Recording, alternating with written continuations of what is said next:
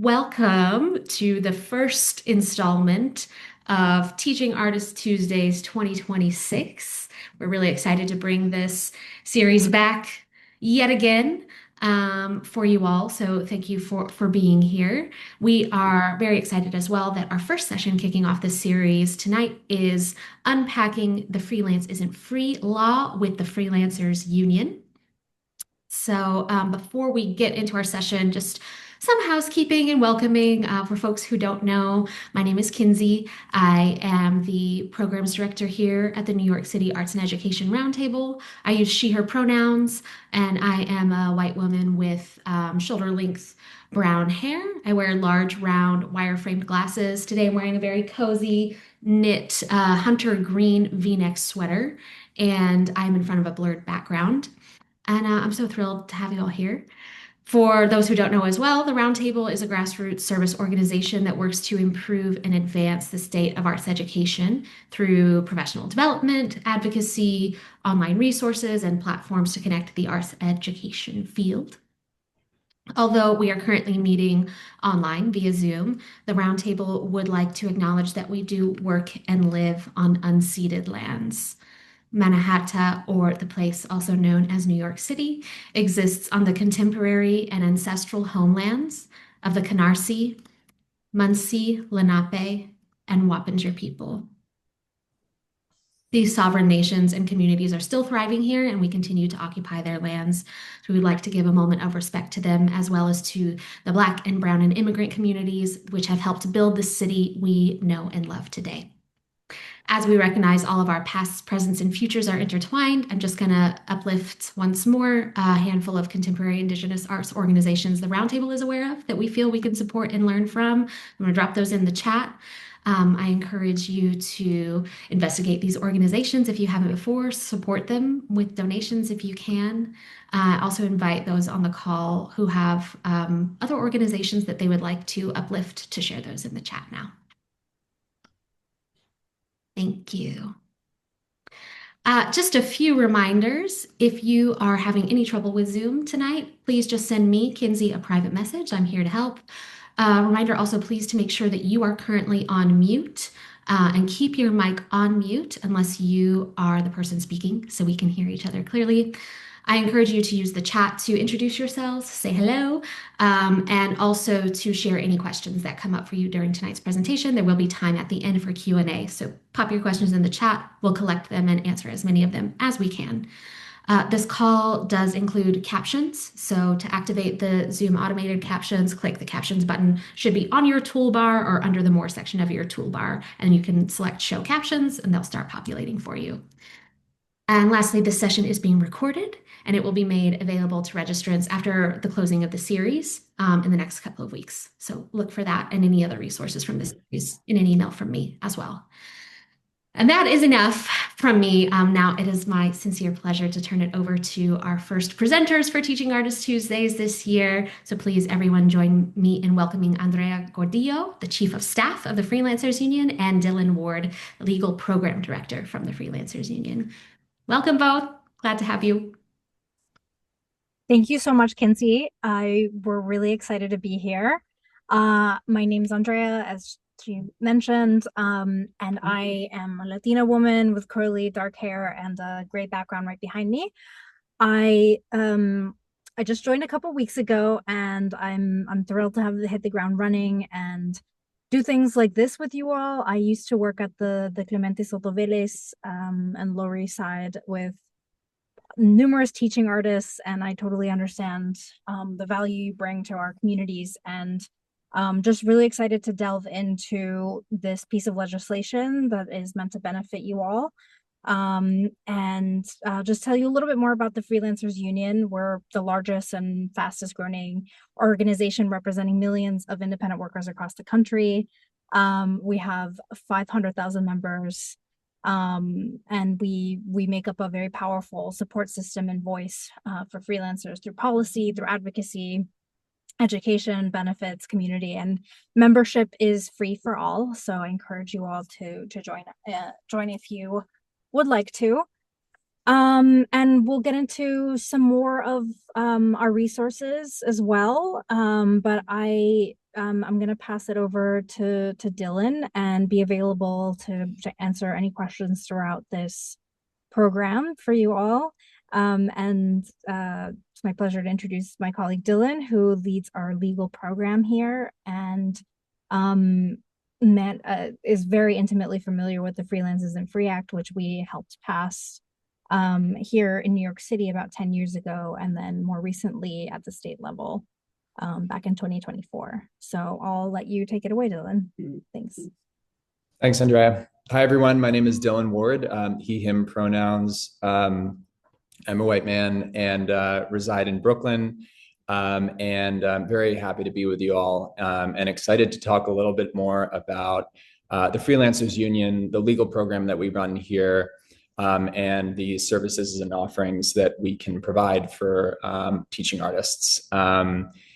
Teaching artists are very near and dear to my heart. My dad's actually a sculptor, a bronze sculptor by trade, and has been my whole life. He actually, if you've ever spent any time in Philadelphia, which is where I'm from, my dad casts at the Pennsylvania Academy of Fine Arts. So I'm intimately aware of both the bronze casting process and also the challenges that can come with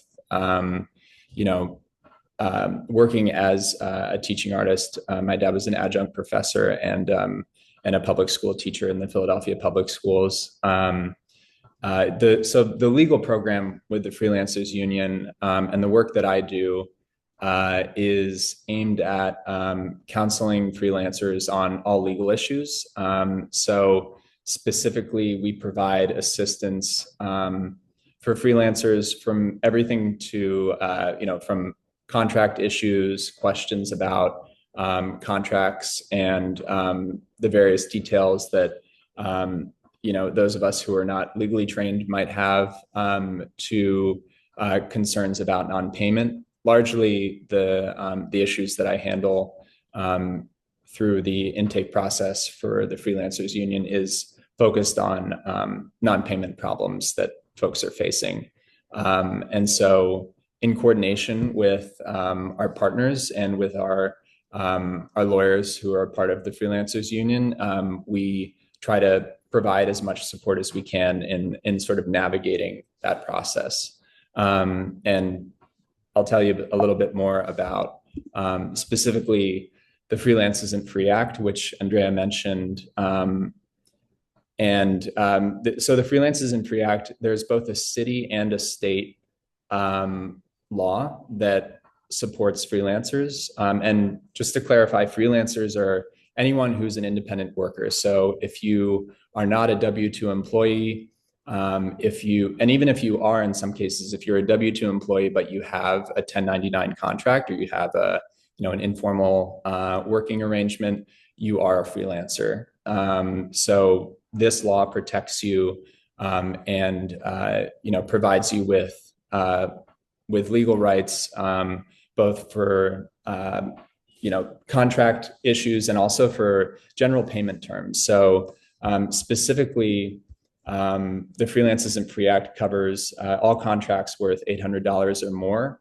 And that's not just if the work is, one time $800. This is over the course of a year. If you do $800 worth of work for one hiring party, you are protected by the Freelance Isn't Free Act. And so what that means is that the hiring party is obligated to provide you with a written contract. So if they don't, that's an issue that you could raise with your employer, with your hiring party, in which they have to abide by this piece of both city and state law.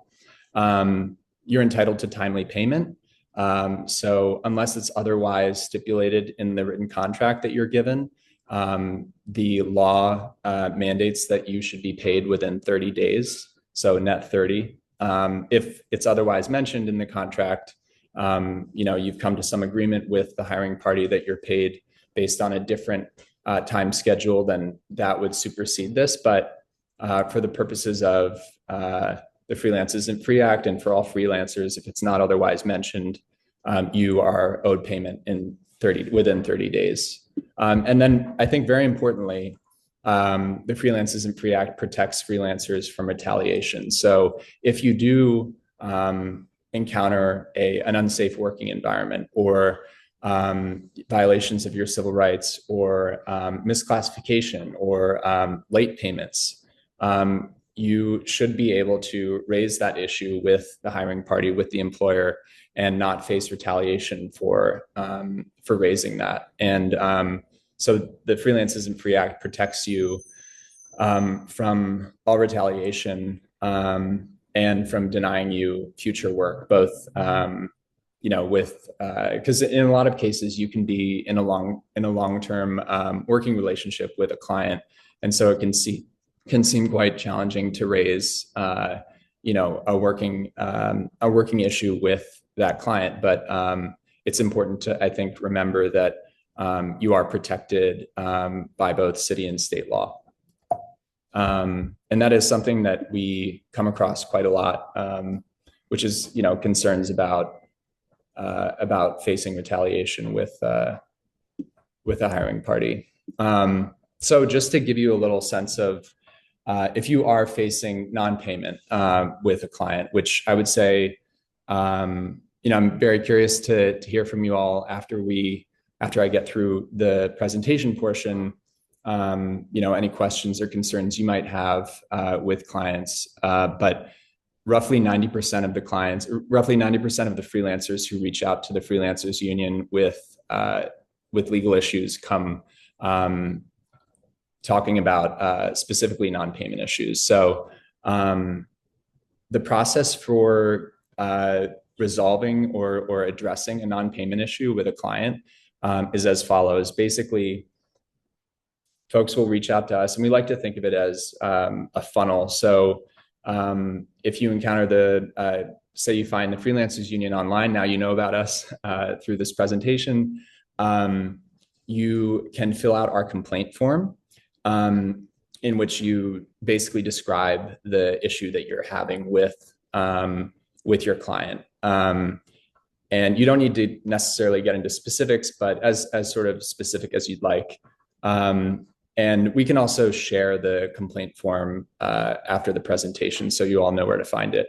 From that intake, I receive your information and will reach out to you through the Freelancers Union complaint form, typically with a phone call or with an email, and then try to help resolve whatever the issue is, or at least address it in whatever manner you would like. So I think what's especially important is, as a freelancer, each of your employer and client relationships are discrete. They're each their own project or ongoing working relationship. And so I want to be, and as the Freelancers Union, we want to be very cognizant of managing these types of issues and disputes in the way that you would want, that you would see fit. So we're not necessarily immediately going to go to the Department of Consumer and Worker Protection with your issue unless that is something that you want to do. Typically, what will happen is I'll help you in writing a demand letter if it's a non-payment issue. So that would be basically just outlining your rights, the violation that's taking place. If they haven't paid you within 30 days, say it's been 40, 50 days and you haven't been paid, I'll help you write that, and we will send it on the Freelancers Union letterhead with my signature with the Freelancers Union, and telling the employer, the client, that they should pay you within a certain amount of time. And if they don't, that you will go to, you'll seek recourse.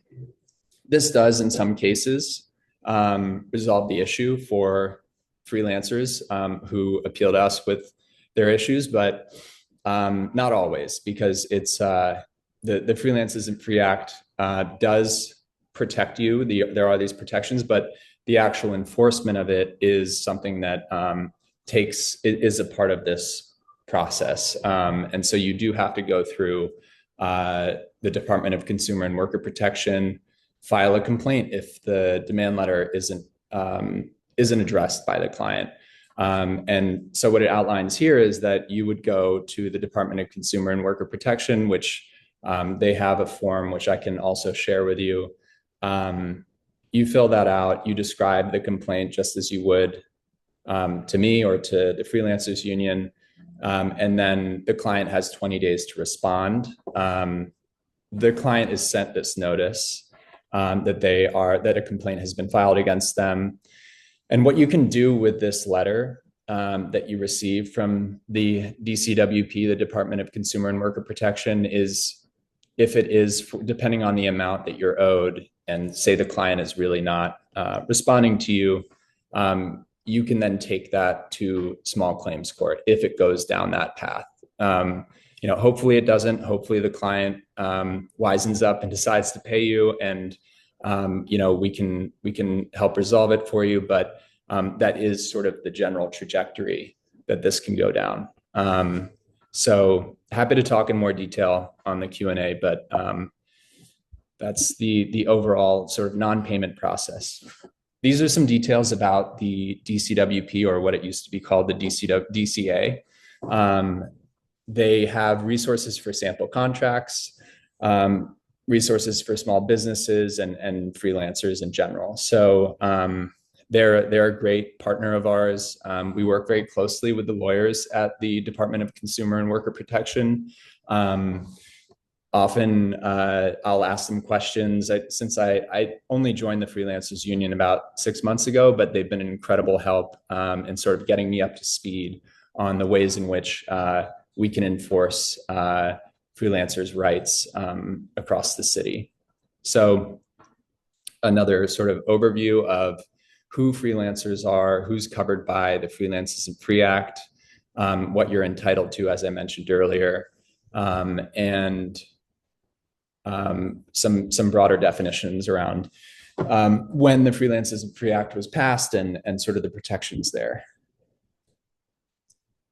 So if you do have contracts and work with hiring parties in other states or other cities, there are freelancer worker protections in California and Illinois, Seattle, Minneapolis, and Columbus. It's one of our ambitions to expand advocacy and freelancer protections across the country. Something Andrea and I are working hard on is, eventually getting a federal Freelance Isn't Free Act. But for now, these are the places where if you do have a, contract with the hiring party, there are protections in place in these places. Okay.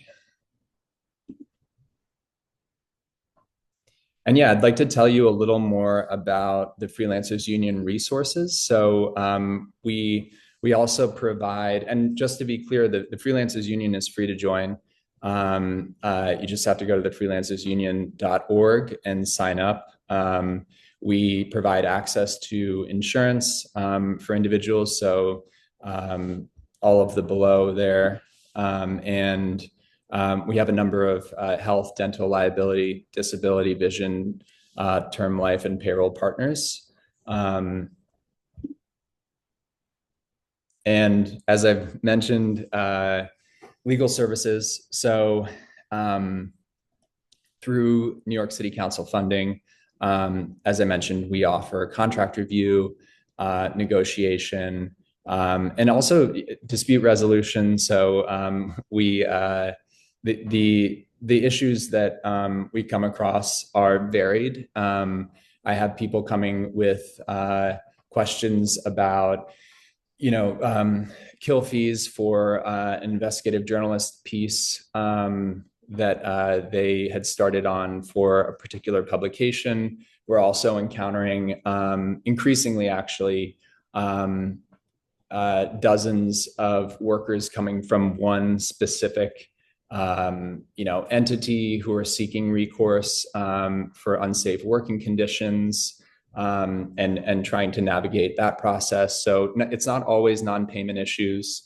And we do have a great team of lawyers, and in partnership with, as I mentioned, the DCWP, the Legal Aid Society, and other attorneys across the city who are very familiar with the Freelance Isn't Free Act. We have a really great support system for teaching artists and for freelancers across the city and state. If you'd like, also, we have a contract creator.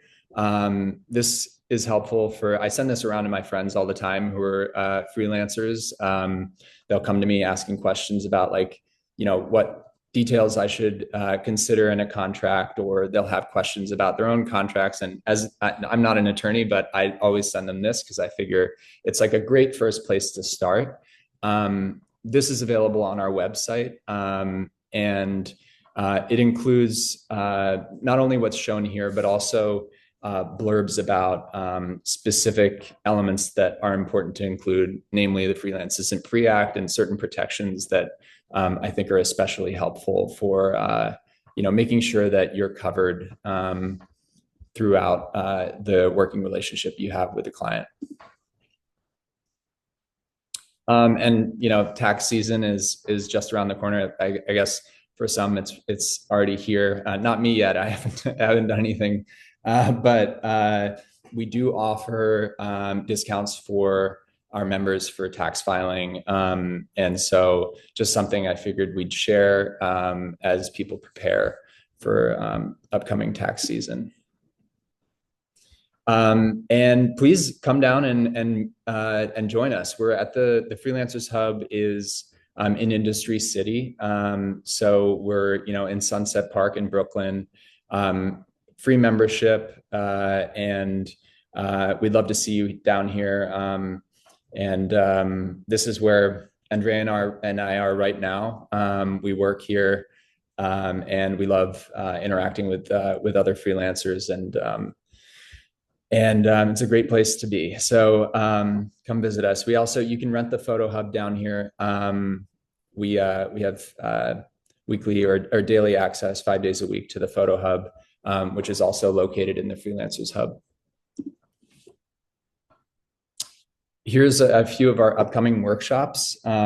So mark your calendars. If you'd like to join any of these, you can access them at the Freelancers Hub website, and also on the Freelancers Union website.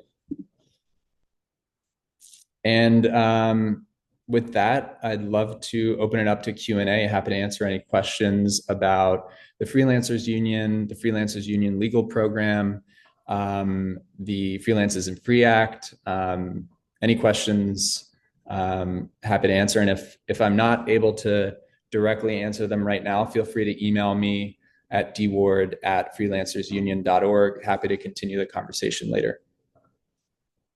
Thank you so much for walking us through this information. There are some questions in the chat already. Oh, great. Let me just scroll back up to the first one. First of all, there are folks interested in the complaint form. So yes, if you could share that. And I know there was another form that you mentioned. I did drop the link for sort of the resource page from you all there, which is great. But if you want to put those in the chat as well. Yeah, let me be lovely. do that right now. And I will collect these folks who are on the call. I'll collect all of this and include it in the follow-up email too. But you can grab things from the chat right now as well. Okay. Looks like the first question says, since the EEOC, I think that's equal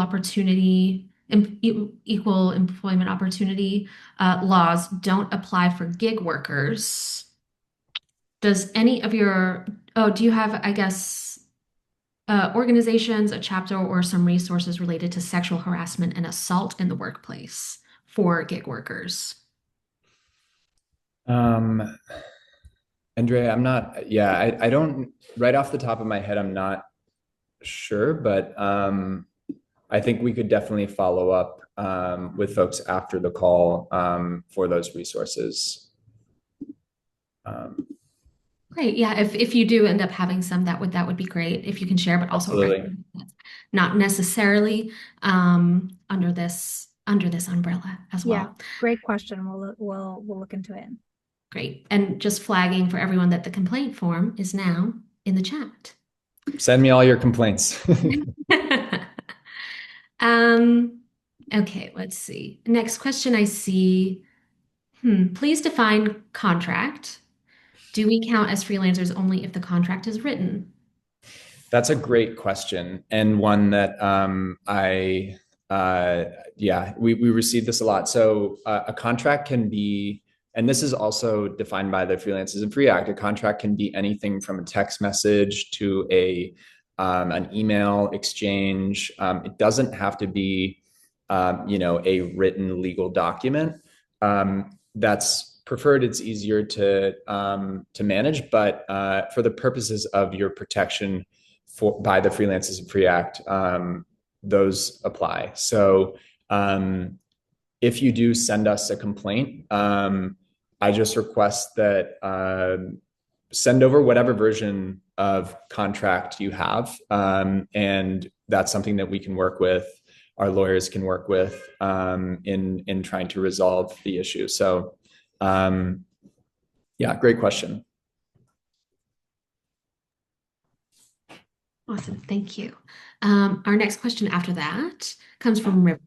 The question is, if I have a residency in NYC and the LLC where I do freelance work is registered to New Jersey, does the Freelance Isn't Free Act still apply to me? It does still apply to you. You are, as a resident in New York City, you're protected by the Freelance Isn't Free Act. So yeah, it does, yes. I think if the LLC is in a different location, so you're saying that the entity that you do business from is in New Jersey, and you're in New York. You're a New York City resident. I see. Okay, yeah, I'm reading the chat. Yeah, you're still protected by the Freelance Isn't Free Act. So the Freelance Isn't Free Act protects workers in New York City, the New York City law, and in New York State. If you're not a New York City resident, you're protected by the New York State law. So you are protected. Yeah. I just wanted to add something about New Jersey. Freelance Isn't Free Act is not implemented there, but we hope to get it passed there in the next year or two. So yeah, that's something we're working on, is expanding that law state by state, municipality by municipality. So I'm curious because I know you had mentioned that you're both interested or looking towards like a federal version of this as well. What would that look like, and what would it mean for, I guess, the other sort of state laws that are already in place? Or you may not know also. Yeah, it's challenging because I think there's definitely a push both from the Freelancers Union and from worker advocates for freelancer protections nationwide. However, there definitely are major roadblocks, namely, some of the big gig companies, app companies that are not interested in allowing for freelance workers to get the types of protections afforded to W-2 full-time employees. I think it's a political and economic threat to those companies. And so I think that's the biggest challenge right now, is convincing the right politicians to do the right thing. But that's, as far as I'm aware, and I think, excuse my ignorance in it, I'm not totally clear about the federal machinations yet, but from what I've understood, that has been a major challenge, expanding beyond the states that have passed it.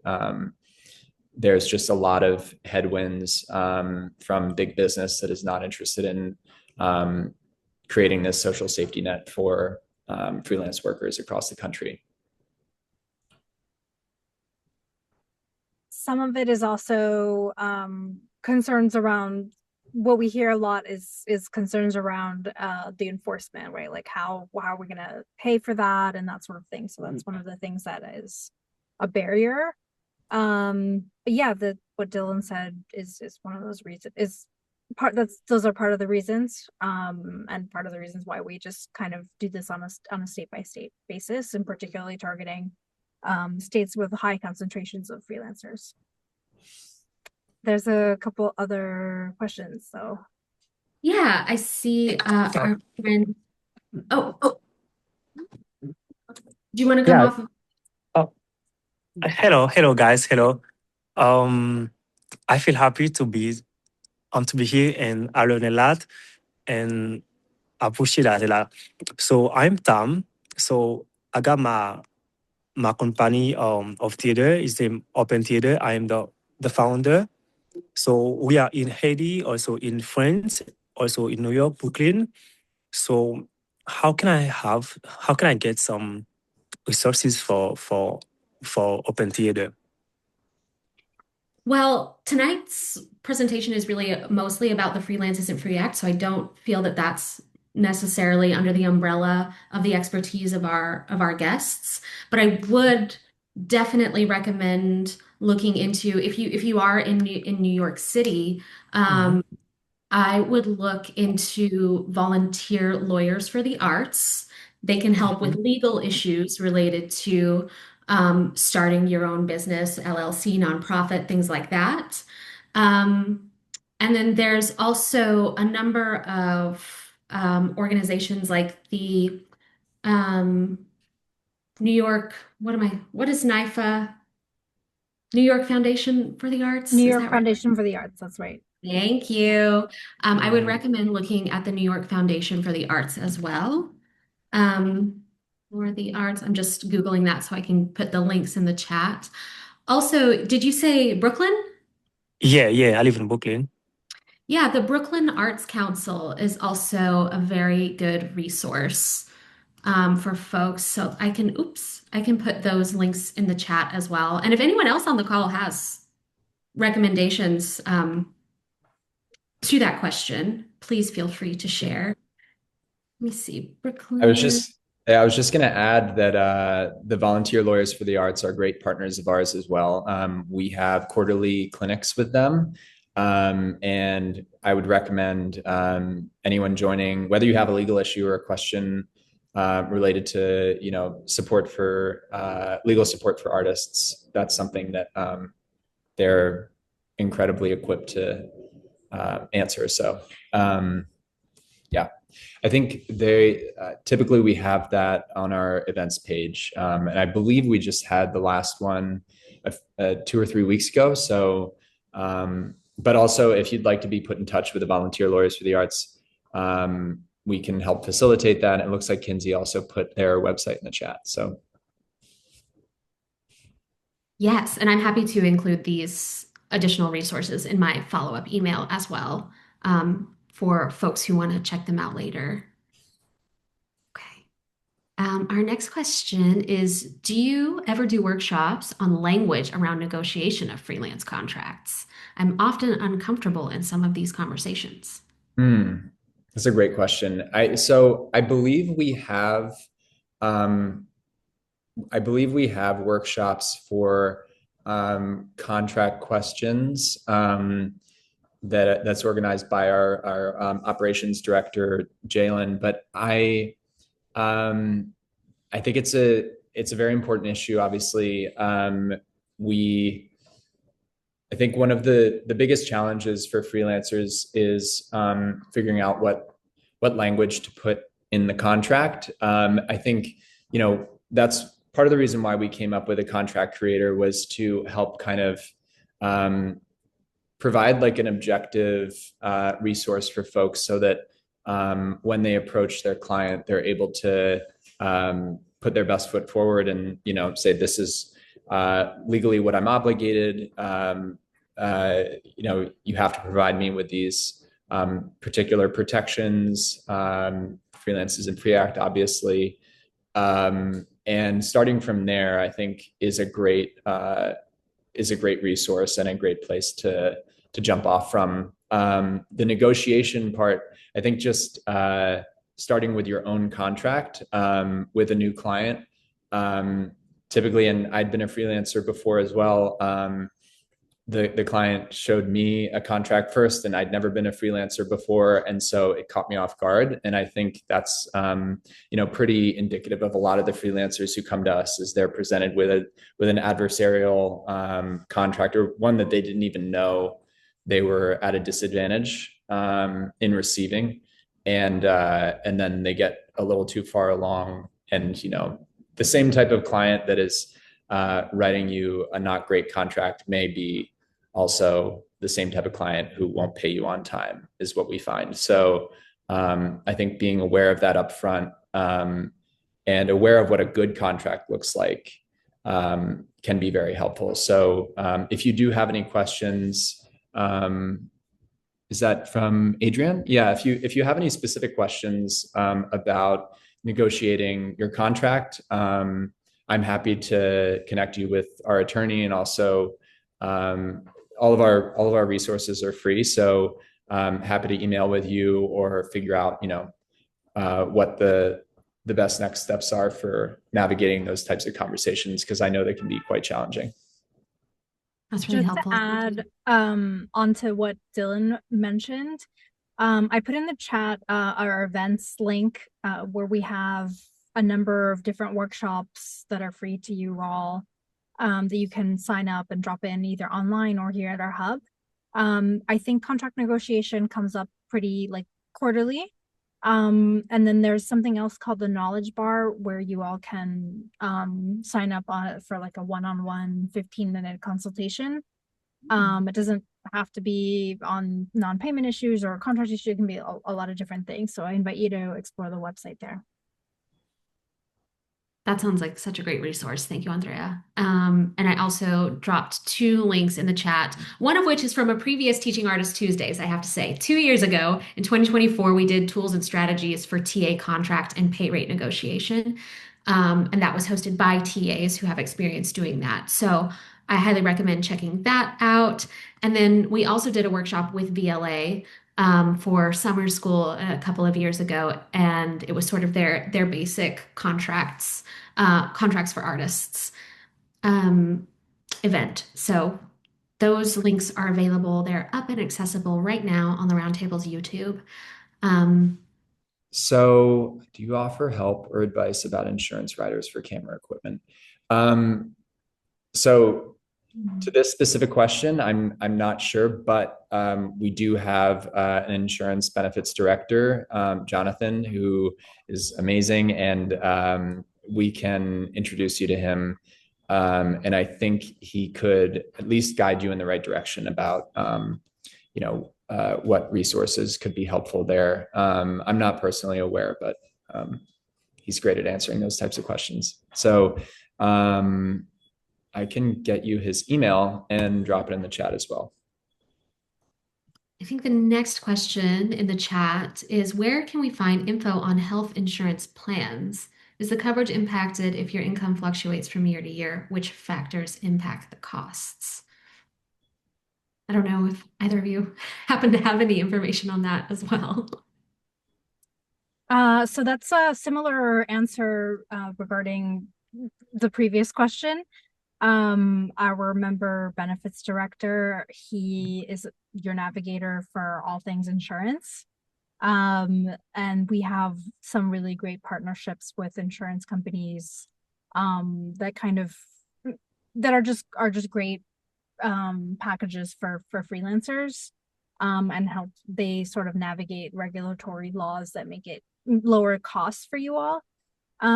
Is the coverage impacted if your income fluctuates from year to year? I think it can. Obviously, if you depends on your Medicare Essential Plan or wherever you are, which factors impact the costs. There's a whole slew of them. Obviously, things like I'm blanking on the term for previous health issues you might have. Obviously, those are things that are baked into our insurance plan modeling and nationwide. But I would definitely encourage you to book a one-on-one with Jonathan. He'll be able to help you navigate your needs specifically. And they put that information in the chat as well to contact Jonathan. Yeah. I also think Entertainment Community Fund is a really great resource for a variety of things, but they have an artist health insurance resource center, and I think you can get in contact with them as well. So I put that link in the chat too. I highly recommend poking through that, but all of their resources online are really, really excellent. Yeah. So my last question, can you give it to me more idea about freelance, freelance small business?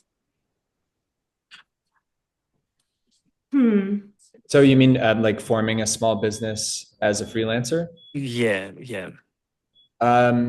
Yeah, so we have resources for freelancers in forming LLCs, in whatever sort of business formation you're interested in. And I believe we partner, Andrea, I'm pretty sure we partner with someone who helps folks with business formation. Is that right? I think might be another Jonathan. I'm not sure. Jonathan Meadows is a Meadows, right? I'm putting a chat called like Freelance 101, which is like a resources on just like everything you need to know, right? Taxes, networking, healthcare, the LLC, your tax codes, like all of those things. There's kind of a lot of little widgets that you can look around and help you navigate. And I'm also gonna find the Knowledge Hub link for you all. Give me just a second. Let's see. River asked about a link for the consultations. I think that's just Jonathan that you should email Jonathan for a consultation. Is that right? Certainly email him. I'm trying to I'm trying to find our I think we have another way that you can do it too. So yeah. Find that for you all. Somewhere on our website. Yeah. I guess just in lieu of other questions, I'm happy to answer. I guess I did want to say that I think, something that I encounter a lot in my consultations with freelancers who are facing questions about contracts or legal issues, whatever it is, unsafe work environments. Something that I think is very important is knowing that you can advocate for yourself and reach out to us, and we're here to support you. I think it can be very destabilizing and frustrating as an independent worker in dealing with a hiring party or a client that hasn't paid you, is mistreating you, and not really understanding why that's happening. And in some cases we'll have people who come to us and they're entirely ghosted by a client they've worked with for over 2, 3, 4, 5 years, and they could have been their sole source of income or what they use to pay rent or groceries. And I think something that you can do in protecting yourself, obviously please reach out to us, but as you're thinking about navigating these working relationships, make sure to plan in advance, both in helping write your contracts, and that's something that we can help with, and also don't let scope creep of your work. Don't let the hiring party take advantage of asking you for more work when that's not what's stipulated in your contract. Hold them firm to what your contract entitles you to, both the work that you owe and the pay that you're owed. And know that you are protected from retaliation. So if you do ask about payment, that's something that you're protected by with the Freelance Isn't Free Act. We're here to help. So again, if you have any questions, definitely use us as a resource, and please feel free to reach out.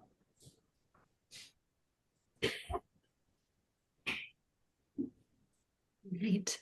Looks like that was all of the questions that we had from our attendees today. If you have a final one, now is the time. It's now or never. While folks may be thinking of that last question, I want to say thank you so much to you both for being here tonight, for sharing all of your expertise, knowledge, and the many, many resources that exist within the Freelancers Union. Folks, once again, I will be collecting all of those links and things. I also want to encourage you all to join us again next week, same time, same place, same Zoom link on Tuesday, February 17th from 5 to 6 p.m. Our session next week is going to be a panel. It's called Practice What You Teach, Sustaining Your Artistry as a Teaching Artist. So I hope that you've signed up for that. And if you haven't, you still can at the same link that you registered for tonight. I also want to flag when you close out of your Zoom window, in your browser, there should pop up a very quick 2-question post-event survey. The Roundtable is currently in the middle of a strategic planning process, and having teaching artists' voice in that process is incredibly important to us. So there's just 2 quick questions. If you could fill them out, if they pop up in your browser at the end of today's session, we would be so grateful for your input. And we'll have some other questions for folks to complete next time as well. But yeah, thank you so much, Andrea and Dylan, for being here tonight. We appreciate you. And you may be hearing from some folks. Great. Thank you all. So nice to meet you all. Thank you. And feel free to reach out to us anytime and share any of our resources to your networks. We want to be that for our community. So thanks, everyone. All right. Until next time. Thanks. all. Have a great night. Thanks.